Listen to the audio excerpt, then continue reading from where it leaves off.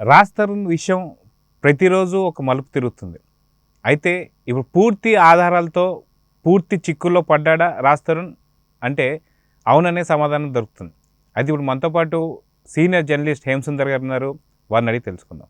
Sir నమస్తే. నమస్తే అండి. అయితే ఈ రోజుల్లో ఎలా ఉండాలి, ఎలా ఉండకూడదు అనేది ప్రత్యేకంగా అందరికీ తెలిసిందే. కానీ రాజ్ తరుణ్ విషయంలో వచ్చేసరికి ఒక లైఫ్ ఎదుగుతున్నటువంటి టైంలో ఎలా ఉండకూడదు అనేది మనకు అర్థం అవుతూ వస్తుంది. నిన్నటిదాకా బుకాయించినటువంటి ఒక రాజ్ తరుణ్ కొన్ని ఆధారాలు ఇప్పుడు అన్నీ కూడా నెట్టింట వైరల్ అవుతూ వస్తున్నాయి. సో ఆ ఆధారాలు ఏంటి, అసలు ఎందుకు రాజ్ తరుణ్ లాగా ఎందుకు ఉండకూడదు అంటే ఏం చెప్తారు? ఇప్పుడు టెక్నాలజీ ఎంతగా పెరిగిన టైంలో ఏది దాగదండి. అన్నీ బహిర్గతం అయిపోతున్నాయి. అది మనకి ముఖ్యంగా ఏంటంటే కమ్యూనికేషన్ ఏర్పడటానికి సెల్ ఫోనే కారణం అవుతుంది. ఆ సెల్ ఫోన్ వచ్చిన తర్వాతే ఇలాంటివి ఈజీ అయిపోతుంది. ఇప్పుడు వాళ్ళ మాల్వి మల్హోత్రాతో నాకు ఎటువంటి సంబంధము లేదని రాజ్ తరుణ్ పేర్కొన్నాడు. లావణ్యతో నాకున్న సంబంధం వాస్తవమేనని పేర్కొన్నాడు. రెండోతనే చెప్పాడు. కాకపోతే లేటెస్ట్గా ఏంటంటే మాల్వి మల్హోత్రాతో అతను చాటింగ్స్ కొన్ని బయటపడినాయట. అతను చేసిన చాటింగ్స్. ఎందుకంటే ఇతను కోయంబత్తూరులో ఆ అమ్మాయి కోయంబత్తూరు మరి అక్కడ హోటల్లో మాధవ హోటల్లో రూమ్ బుక్ చేసేవాళ్ళని, ఆ అమ్మాయే బుక్ చేసేదని, తరచూ వెళ్ళేవాడని అక్కడి హోటల్కి. ఇలాంటి అంశాలన్నీ ఇప్పుడు తెగ వైరల్ అవుతున్నాయి. ఒక విధంగా చెప్పాలంటే తిరగబడరా స్వామి అనే సినిమా గురించి కన్నా రాజ్ తరుణ్ గురించి ఎక్కువ మాట్లాడుతున్నారు. తన సినిమా 2వ తారీఖు రిలీజ్ కాబోతుంది. ఒకవేళ 2వ తారీఖు రిలీజ్ కాబోతుంది కదా, ఇది ఏమైనా సినిమా ప్రచారానికి హెల్ప్ అవుద్దని చెప్పి ఎట్లాంటివి వస్తున్నది లేదా నిజం వాస్తవాలు ఉండి బయటకు వస్తాయి తెలియదు. కానీ మొత్తానికైతే ఈ విషయాలన్నీ వైరల్ అవుతున్నాయి. అయితే గతంలో చూసుకుంటే సమంత, నాగ చైతన్య వీళ్ళిద్దరు కూడా విడిపోయారంటే ఎవరూ నమ్మలేదు. ఆ టైంలో కూడా చాలా వరకు ప్రచారాలు ఏంటి అంటే వీళ్ళిద్దరూ నిజంగా విడిపోలేదు, ఇది కూడా ఒక సినిమాకి ప్రమోషన్ మాత్రమే. నెక్స్ట్ రాబోతున్న సినిమా ఏదైతే ఉందో విడాకులు అనేటువంటి సినిమా ఆ బేస్ మీద రాబోతుంది కాబట్టి ఈ యొక్క అంశం అనేది జరుగుతుందని చెప్పి అనుకున్నాం. సో అదిగాక నిన్న మొన్న చూసుకుంటే కల్కి కావచ్చు, ఇవన్నీ కూడా కొన్ని సినిమా ప్రమోషన్స్ భాగంగానే అర్థమవుతుంది. సో ఇది కూడా ఒక ప్రాంక్ అనుకోవచ్చా, లేదంటే మనకు నిజంగానే ఇది లైఫ్లో భాగమేనా? అంటే కేసుల దాకా వెళ్ళింది కాబట్టి ఫ్రాంక్ అనుకోవడానికి అవకాశం లేదు. ఎందుకంటే కేసులు ఇప్పుడు A1 గాను A2 గాను వీళ్ళ మీద కేసులు బుక్ అయినాయి కాబట్టి ఇప్పుడు మాలి మల్హోత్రా మీద కూడా కేసు బుక్ అయింది. బహుశా నేను అనుకోవటం పోలీసులు ఇవి సెల్ ఫోన్ లాక్కుని చెక్ చేసి ఉంటారు. ఎందుకంటే వాళ్ళ చాటింగ్స్ కూడా మనం చాటింగ్ చేసినా కానీ అవి డిలీట్ చేసినా కానీ అవి ఎక్కడికి పోవు. మళ్ళీ సిమ్ పెట్టి మళ్ళీ రీస్టార్ట్ చేసినప్పుడు ఆటోమేటిక్గా అన్నీ వచ్చేస్తాయి చాటింగ్లన్నీ. కాబట్టి అట్లా కూడా దొరికిపోతారు. నేను బుకాయించినా కానీ డిలీట్ చేసుకుని చాటింగ్ డిలీట్ చేశాను కాబట్టి నా దగ్గర ఏమీ లేవు అనుకుంటే పొరపాటే. అవన్నీ బ్యాకప్లో ఉంటాయి ఆటోమేటిక్గా. కాబట్టి దొరికిపోతారు. కాబట్టి అలా దొరికిపోవటం వల్ల మరి వీళ్ళు మాధవ్ అనే హోటల్లో కోయంబత్తూరు మాధవ్ అనే హోటల్కి అమ్మాయి రూములు బుక్ చేయటం, అతను వెళ్ళటము, నేను పలానప్పుడు వస్తున్నాను కానీ అతను ఆ అమ్మాయి రూములు బుక్ చేయటం ఇలాంటివన్నీ జరిగినాయట. దాంతో అతను పూర్తిగా ఇరుక్కున్నట్టుగా అనిపిస్తుంది ఈ మాలి మల్హోత్రా వ్యవహారంలో. అయితే ఇక్కడ చూసుకుంటే చెన్నైలో ఏదైతే తమిళ సినిమాలో యాక్ట్ చేస్తున్నానో దాని గురించి సందర్భంగానే నేను అక్కడ ఉన్నాను. అసలు నేను ఎక్కడికి వెళ్ళలేదు.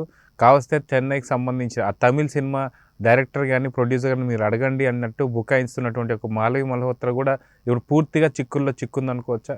100%. ఎందుకంటే 2023లోనే లవ్ ప్రపోజ్ చేశాడట. ఆ చాటింగ్స్లో బయటపడింది ఏంటంటే 2023లోనే లవ్ ప్రపోజ్ చాటింగ్ చేసేతో బయటపడింది. అక్కడి నుంచే వీళ్ళ ట్రాక్ మొదలైంది. కాబట్టి చెన్నై అనేది కరెక్ట్ కాదు, ఇది కోయంబత్తూరు వేదికగానే జరిగిందనుకోవచ్చు. కోయంబత్తూరులో ఇప్పుడు సంబంధించి ఈయన రెగ్యులర్గా వెళ్ళటం అనేది జరుగుతుంది కాబట్టి మొత్తానికి ఈ వ్యవహారంలో అయితే ఇరుక్కున్నట్టుగా అనిపిస్తుంది. ఏదైనా కొత్త హీరోలు వచ్చిన సినిమా ఇండస్ట్రీలో రాబోయే హీరోలు చాలామంది ఉంటారు. వాళ్ళు కూడా ఇది ఇట్లాంటి విషయాల్లో జాగ్రత్తగా ఉండకపోతే చిక్కులు తప్పదు. కాబట్టి ఇవాళ ఉన్న టెక్నాలజీ ప్రకారం ఏంటంటే మనం ఎక్కడున్నాము, ఏం చేస్తున్నాము, మన అనుభవాలన్నీ తెలిసిపోతున్నాయి. కాబట్టి మనం జాగ్రత్తగా లేకపోతే, ఎందుకంటే పార్టీలు ఉంటాయి, సినిమా వాళ్ళకి పార్టీలు ఉంటాయి. ఆ పార్టీల్లో కొద్దిగా విచ్చలవిడిగా కొద్దిగా బిహేవ్ చేయడం కానీ, అక్కడ పరిచయాలు పెంచుకోవడం కానీ, ఎందుకంటే పరిచయాలు పెంచుకుంటే అవకాశాల కోసం పెరుగుతాయి అనే ఉద్దేశంతో పార్టీలు ఉంటాయి, పార్టీలకు వస్తారు. కాబట్టి అక్కడ దీనికి ఒక పునాది పడుతుంది సంబంధాలు ఏర్పరచుకోవడానికి వాటికి. కాబట్టి ఆటోమేటిక్గా రాజ్ తరుణ్ ప్లేస్లో వేరే ఎవరున్నా కానీ అట్లాగే చేసేవాళ్ళేమో. ఇది బయటకు వచ్చింది కాబట్టి మనం రాజ్ తరుణ్ని దోషిగా చూస్తున్నాం. అది. అయితే ఇక్కడ ఏదైతే కోయంబత్తూరుకు సంబంధించి మాధవ హోటల్ ఏదైతే ఉందో దాంట్లో రూమ్స్‌లో గూడా కొంత మత్తు పదార్థాలు గూడా వీళ్ళు తీసుకునేవారని జెప్పి కూడా కొన్ని మనకు వీడియోస్, ఫోటోస్ కూడా వస్తున్నాయి. సో దీనికి సంబంధించి ఇంకా ఈ కేసు ఇంకొద్దిగా బలోపేతం అవుతుంది. ఖచ్చితంగా ఇంకా బలంగా రాజ్ తరుణ్ ఇరుక్కోబోతున్నాడని జెప్పి కొన్ని అంశాలైతే వస్తున్నాయి. నిజమంటారా? సినిమా 'తిరగబడరా స్వామి' 2వ తారీఖు రిలీజ్ లోపు ఏవైనా బయటికి పడొచ్చు. సినిమా రిలీజ్ ఉంది కాబట్టి ఆ సినిమాని మర్చిపోయే విధంగా ఈ రాజ్ తరుణ్‌నే గుర్తుపెట్టుకునేలాగా రోజుకో వార్త వైరల్ అవుతుంది. హ్మ్. ఇది ఈ పరిణామాలు చూస్తుంటే అతని కెరీర్ ఇబ్బందే. ఎందుకంటే కొద్దిగా ఎప్పుడైతే మనం ఏ అలవాట్లు లేకుండా ఉంటామో మన కెరీర్ ముందుకు సాఫీగా వెళ్ళిపోతుందండి. ముఖ్యంగా సినిమా ఫీల్డ్‌లోకి వచ్చేవాళ్ళు మాత్రం ఈ విషయాలు గుర్తుపెట్టుకోవాల్సిందే. లేకపోతే చాలా కష్టం. ముఖ్యంగా అమ్మాయిలంటారా? అమ్మాయిలైనా, అబ్బాయిలైనా. అబ్బాయిలేమో కేసులు ఇరికిచ్చేసే ప్రమాదం ఉంటుంది.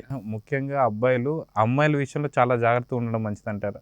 అమ్మాయిల విషయంలో అబ్బాయిలు జాగ్రత్తగా ఉండాలి. అదే ఆ ఊరికే వాళ్ళు రియాక్ట్ అయిపోయి వచ్చేస్తా ఉంటున్నారు కదా అని చెప్పేసి వీళ్ళు సంకలు గుద్దుకుని వెళ్ళిపోతే కష్టం కదా.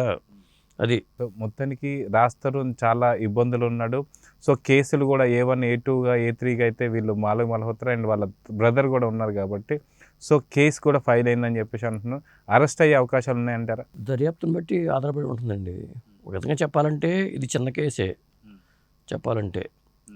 మరి చట్టం ఏం చెప్తుంది దీనికి? ఈ లివింగ్ రిలేషన్షిప్ మీద ఆల్రెడీ సుప్రీంకోర్టు తీర్పు ఉంది కాబట్టి ఇవన్నీ నడిచినాయి. లావణ్య వ్యవహారం కానీ ఇవన్నీ.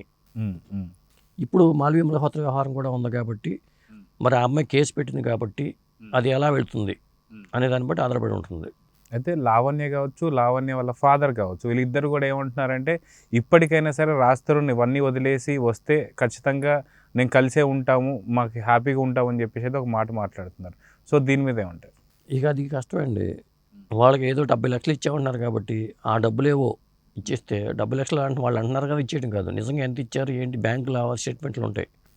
వాళ్ళు ఇచ్చారా లేదా, క్యాష్గా ఇచ్చారా, ఎలా ఇచ్చారా అనే ఆధారాలు ప్రూఫ్స్ ఉంటాయి. దాని ప్రకారం పోనీ లేదా ఇంత అమౌంట్ ఇచ్చేస్తానని చెప్పి అట్లా వేసుకుని చివరికి అదే జరుగుతుంది. ఇలాంటి కేసులన్నీ కూడా సెటిల్మెంట్లు చేసేది ఎప్పుడంటే డబ్బులు ఫైనాన్షియల్ సెటిల్మెంటే. అప్పుడు అన్నీ సమసిపోతాయి. సో మొత్తానికి రాజ్ తరుణ్ కథ చిత్రంలో ఎప్పుడు బ్రేక్ పడుతుంది, ఎప్పుడు ఫుల్ స్టాప్ పడుతుంది అంటే ఏమన్నా చెప్పొచ్చు అంటారా? నేను అనుకోవటం సినిమా రిలీజ్ తర్వాత దీనికి బ్రేక్ పడే అవకాశం అయితే ఉంది. సినిమా రిలీజ్ అయిపోతే చాలు. ఈ ఇష్యూ అంతా కూడా తిరగబడరా స్వామి అనే ఏదైతే సినిమా ఉందో ఈ సినిమా పైన ఎఫెక్ట్ చూపిస్తుంది అంటారు. రాజ్ తరుణ్ తిరగబడలేని పరిస్థితిలో ఉన్నాడు. ఇంకా తిరగబడరా స్వామి ఎక్కడ ఉంటాడు? సినిమానే ఆయన మీద తిరగబడేటట్లుగా అంత అట్లాగే ఉంది. సో మొత్తానికి సినిమా మీద ఎఫెక్ట్ ఉండొచ్చు అంటారా ఈ ఇష్యూ? అది చెప్పలేము. సినిమాలో దమ్ముంటే సినిమా ఆడుతుందండి. ఈ ఇష్యూల వల్ల దీనివల్ల ఏముండదు. సినిమాలో దమ్ముంటే ఆడుతుంది, లేకపోతే లేదు. సో చూద్దాం సార్. ఖచ్చితంగా మొత్తానికి ఎవరి మీద తిరగబడతారు అనేది కాలమే నిర్ణయించాలి. చూద్దాం. నమస్తే. నమస్తే.